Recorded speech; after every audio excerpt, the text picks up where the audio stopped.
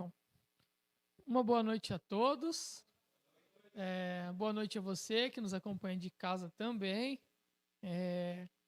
Feliz de poder estar com vocês aqui, iniciar mais uma vez a semana, da melhor maneira que a gente pode iniciar, que é na casa de Deus, ouvindo a tua santa palavra e vim no caminho, né? Acabei pegando um Uber para vir para cá hoje e vim conversando com o rapaz, né? Falando sobre que esse dia é importante, como é importante começar a semana na casa de Deus. Ele falou que depois ele ia para a missa, né? Foi porque é nesse momento mesmo que a gente vai pegar ali o nosso combustível, o nosso ânimo para poder passar pelas aflições, pelas angústias, pelos momentos de tensão. Até brinquei com ele que ele deve ter muitos momentos, porque Uber tá o tempo todo no trânsito, então o estresse ali é num nível alto.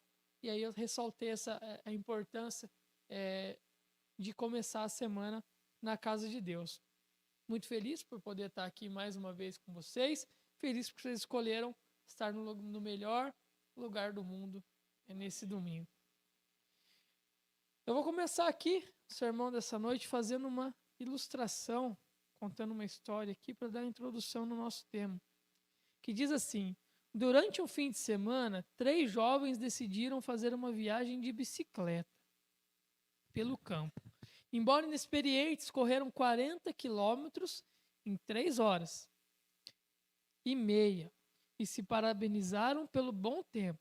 Na manhã seguinte, quando se preparavam para voltar ao ponto de partida, foram recebidos por um bom amigo que tinha acabado de pedalar um percurso de 65 quilômetros naquela manhã. Estava pronto para voltar. Ele era um excelente ciclista e acompanhou aqueles jovens de volta à cidade. E dessa forma fizeram a viagem em apenas 2 horas e meia, reduzir aqui então 1 hora no percurso. Assim como aquele jovem experiente influenciou a vida de outros que tinham menos experiência, também nós, às vezes, sem saber, influenciamos as outras pessoas com nossas decisões. E aqui ela traz um pouco, né, da importância nesse relato que a gente tem no meio que a gente vive, de influenciar, onde sem saber muitas vezes a gente influencia. E nessa noite aqui em especial a gente vai meditar sobre a vida do apóstolo Pedro, que Jesus o chamou o Pedro para um ministério e aparentemente ele topou e ele seguiu, né? E ele então aparentemente ele seguiu, mas assim que ele teve a oportunidade, ele se voltou para a sua antiga ocupação. E com isso, outros foram com ele. Influenciados por Pedro, outros voltaram ali para a sua antiga ocupação. Vamos abrir aqui a Bíblia em João 21, versículo 3. A gente vai trabalhar, mas nos versos que a gente vai ler vai ser tudo aqui em João 21. Então, se você quiser deixar aí a sua Bíblia já marcadinha, para quando tiver as passagens, a gente pode ir acompanhando.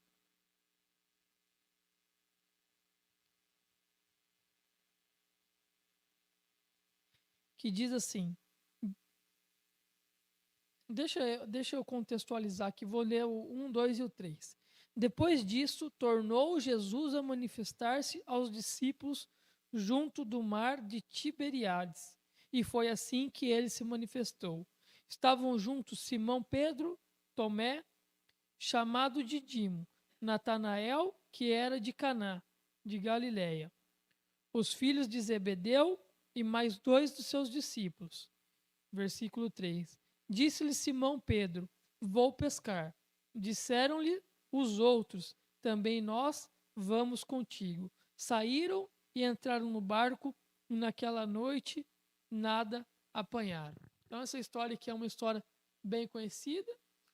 Jesus já tinha feito o sacrifício por todos nós. E ali, então, se viram numa situação, Cristo já não estava mais ali. E para eles, aparentemente, talvez o ministério já tivesse acabado, né? Cristo estava aqui, ele que era ali o nosso porto seguro e agora Cristo não está mais aqui e a gente vai continuar falando dessas mensagens que não são aceitas, mensagens essas que levaram o próprio Cristo à morte. Vamos nós continuar correndo esse risco? E aí eu fico imaginando, né, o conflito ali na cabeça deles. Qual que era o sentido? O sentido de continuar com essa pregação que talvez aos olhos deles naquele momento era tão perigosa. E foi assim que Pedro voltou para a sua antiga atividade e foi pescar. Então eu vejo, talvez nesse momento, eles estavam realmente com a falta de confiança, né? Porque Cristo ordenou que mesmo que depois que ele fosse, que eles continuassem a levar a mensagem. E a primeira coisa que eles fazem é voltar ali para a sua antiga atividade. As circunstâncias adversas dizem muito sobre as pessoas e também sobre a vida espiritual. Talvez ali mesmo depois de tudo que eles presenciaram, andando ao lado de Cristo, talvez ainda a fé deles estivesse um pouco abalada, não estivesse 100% confiante de que eles poderiam continuar, que Cristo mesmo dos céus estaria acompanhando e os protegendo. Poucas vezes paramos para pensar quanta influência exercemos sobre as pessoas ao nosso redor. Parece que ninguém nos vê, que estamos sozinhos e podemos fazer o que queremos, apenas para nos arrepender mais tarde. E eu acho que muitas vezes é assim, né? A gente vive, a gente pensa só em nós e esquece que por muitas vezes o simples fato de a gente levar o nome de evangélico já faz com que as pessoas acompanhem os nossos atos, as nossas atitudes, as nossas vestimentas, os nossos costumes. Então a gente está o tempo todo sendo observado, só que por muitas vezes a gente não tem essa percepção. E no trabalho mesmo, por vezes eu paro. Às vezes chego brincando de um jeito mais moleque com os meninos, e aí às vezes até fazendo algumas brincadeiras que não são legais, e às vezes eu me pego policiando. Poxa, eu tenho a bandeira de cristão, eles sabem que eu não trabalho no sábado, e eu acredito então, e aí nesses momentos eu fico me auto-julgando para ir me alinhando de modo que eu não influencie, né? E nem tampouco seja julgado, porque eu imagino que por muitas vezes uma atitude minha pode mostrar, dar para eles uma visão diferente daquilo que eu acredito, daquilo que eu sigo, ou da representação do próprio Cristo. Então é super relevante que a gente tenha esse entendimento, né? Que somos observados o tempo todo. Pedro foi pescar e não percebeu a influência que exercia sobre os discípulos. Estavam todos eles reunidos.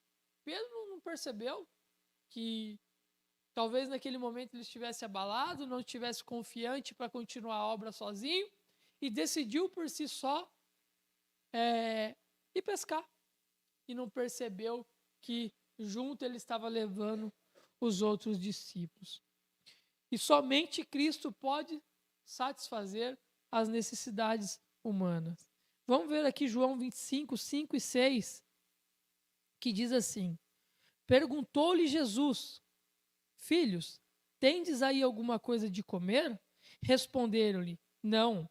Então lhe disse: Lançai a rede à direita do barco e achareis. Assim o fizeram, e já não podiam puxar a rede. Tão grande era a quantidade de peixes. Então Cristo ali ordena, Cristo dá uma ordem: lance a rede ao lado direito do barco. A ordem foi clara e segura: vão pescar. Para cumprir a ordem de Jesus, os discípulos deviam exercer fé, ou seja, confiar que aquela situação seria revertida. E eu acho que no momento anterior, quando eles decidiram por pescar, foi exatamente o que faltou. Faltou fé. de que mesmo naquela situação em que ele estava vivendo de ansiedade, de insegurança, o medo de que de repente fosse continuar pregando essa mensagem e pudessem ser assassinados, faltou essa confiança, faltou essa certeza que a situação seria revertida e que Cristo estaria ao lado deles. Depois que a rede foi lançada, aquele discípulo reconheceu que era Jesus. E a pergunta que fica: como reconheceu? Eu imagino que o barco estava numa distância razoável, de modo que não desse para ver a feição de quem estava lá.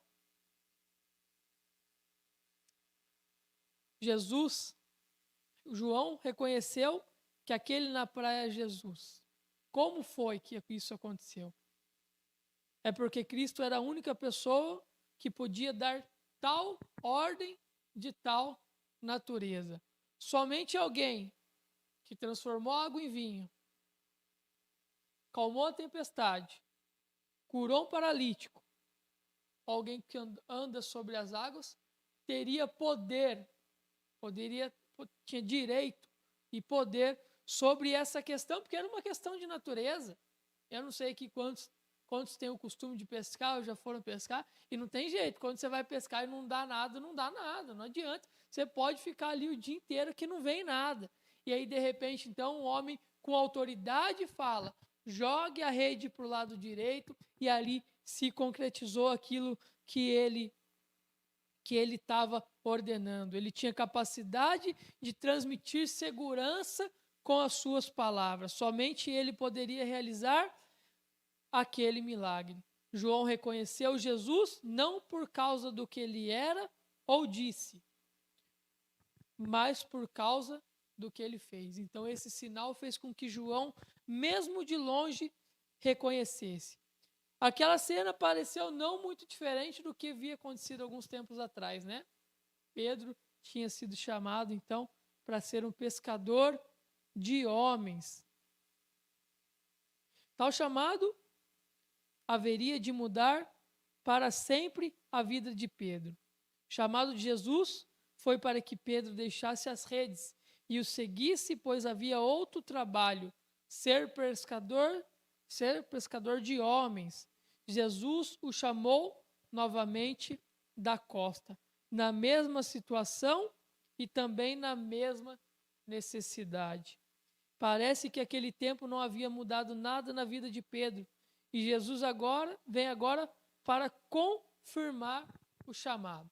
Então Pedro já tinha tempos atrás recebido o mesmo chamado.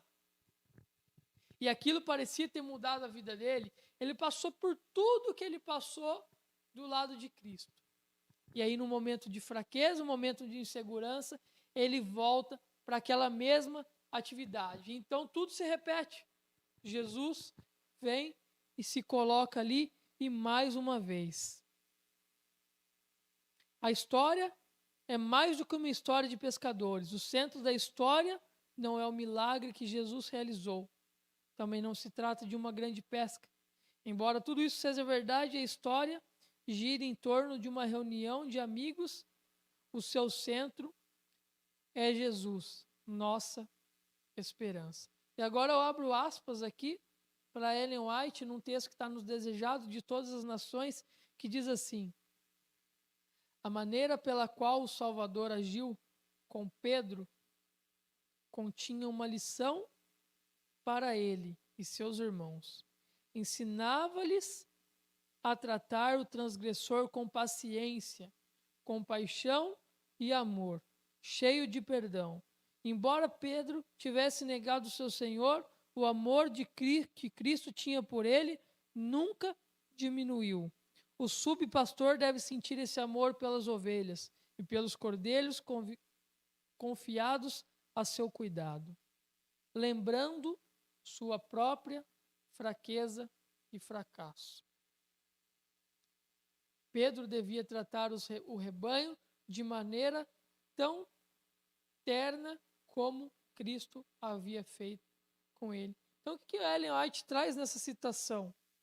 Embora Pedro tivesse o negado, ele vem e vem mostrar o carinho, o amor com que o transgressor deve ser tratado. Cristo não julgou a Pedro, nem tampouco pediu que ele se afastasse e nunca mais estivesse por perto dele. Cristo, com ato de amor, com tenura, com bondade, ele se coloca diante de Pedro e dos discípulos mais uma vez para um ato ali de compaixão e de perdão. Vamos ler aqui agora João 21, 15 e 16, que diz assim: depois de terem comido, perguntou Jesus a Simão Pedro: Simão, filho de João, ama-me mais do que estes outros? Ele respondeu: sim, Senhor, tu sabes que te amo. Ele disse: apacenta os meus cordeiros. Tornou a perguntar-lhe pela segunda vez: Simão, filho de João, tu me amas? E ele respondeu: sim, Senhor, tu sabes que te amo. Disse-lhe Jesus: pastoreia as minhas ovelhas. E aí eu fico imaginando uma situação de Pedro. Jesus o confronta: tu me amas? E aí eu fico imaginando, pensando, passando na cabeça dele as vezes que ele negou Cristo. E aquele conflito interno, como que eu vou falar para ele que eu amo? Como ele vai confiar naquilo que eu estou falando se eu o neguei? Um conflito ali, então, na cabeça de Pedro, eu imagino que existiu. A caminhada de Jesus com Pedro à beira do mar é uma das histórias mais conhecidas e mais impressionantes do Novo Testamento. A pergunta que Jesus fez a Pedro é uma pergunta que tocou profundamente o coração dos discípulos. E aí vem um pouco do que eu acabei de comentar. Como Pedro poderia responder essa pergunta? Como dizer que amava se há pouco tempo antes ele tinha negado? E Ellen White diz assim: 3 vezes Pedro havia negado abertamente o Senhor. 3 vezes Jesus o fez mostrar a certeza de seu amor e lealdade, insistindo naquela pergunta que era como uma flecha farpada penetrante no coração ferido. Jesus revelou perante os discípulos reunidos a profundidade do arrependimento de Pedro e mostrou como estava completamente humilhado diante dos discípulos. Então Pedro, que negou 3 vezes, agora tem que dizer por 3 vezes que ama. E o título do sermão dessa noite aqui chama-se Chamado 2 vezes.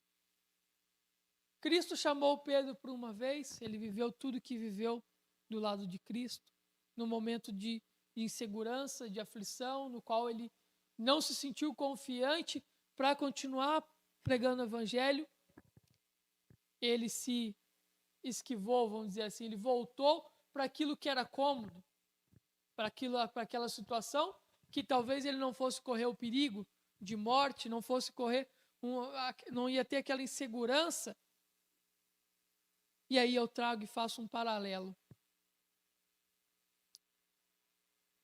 Muitas pessoas por aí viveram ao lado de Cristo, viveram por muitas vezes um momento na igreja, ou mesmo que não tenha frequentado em algum momento alguma igreja, teve um momento ali de intimidade, teve um momento que procurou seguir ali os preceitos de Cristo, de Deus.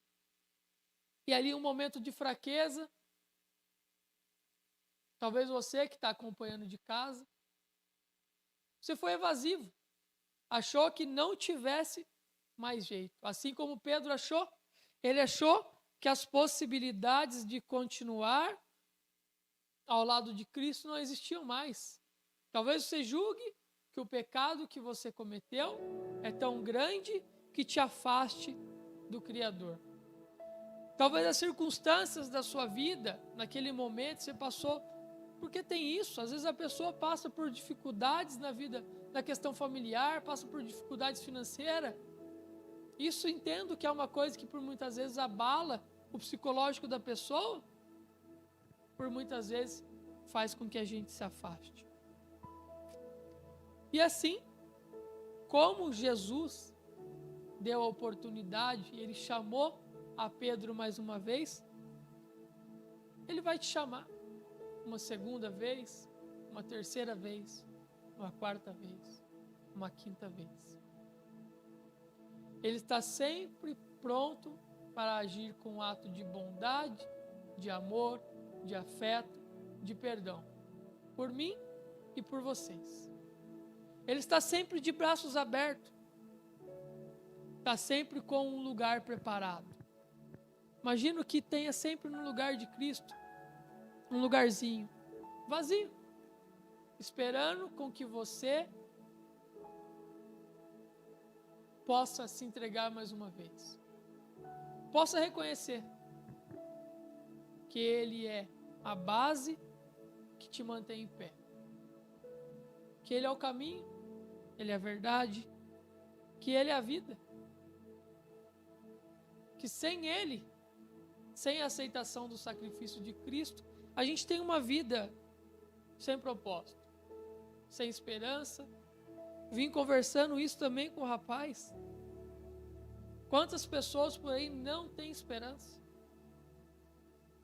Vive um dia após o outro, semana após semana. Não se tem uma projeção de vida terrestre e nem tampouco celestial.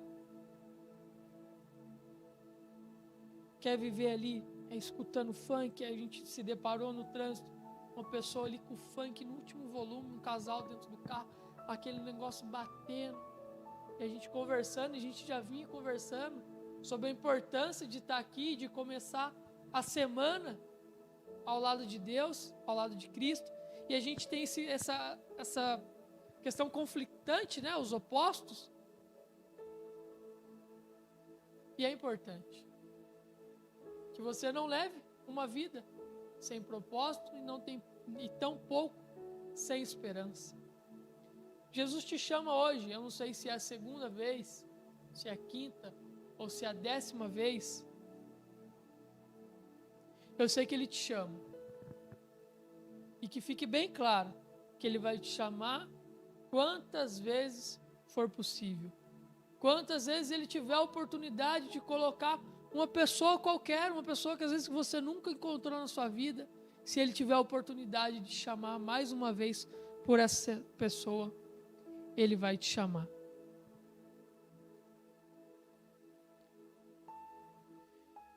Hoje pode ser o dia da sua salvação.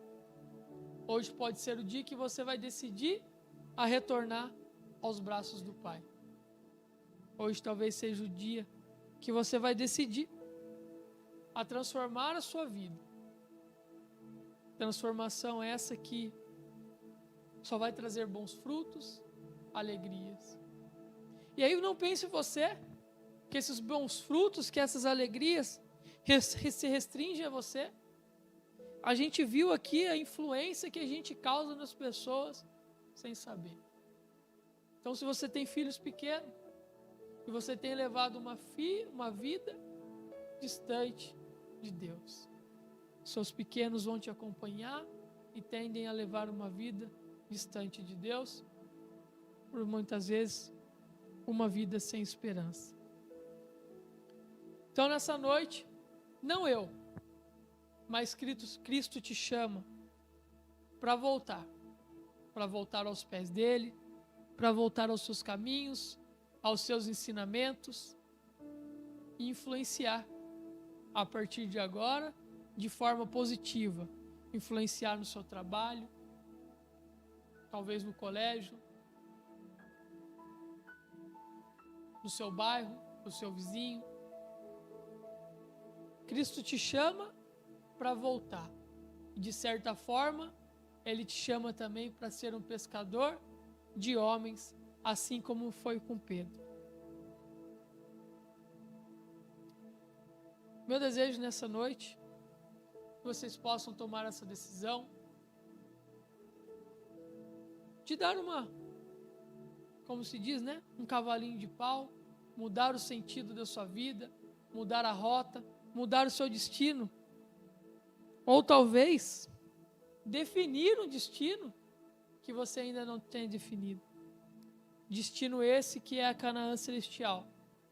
Destino esse que são as mansões celestiais que Cristo tem preparado para mim e para você.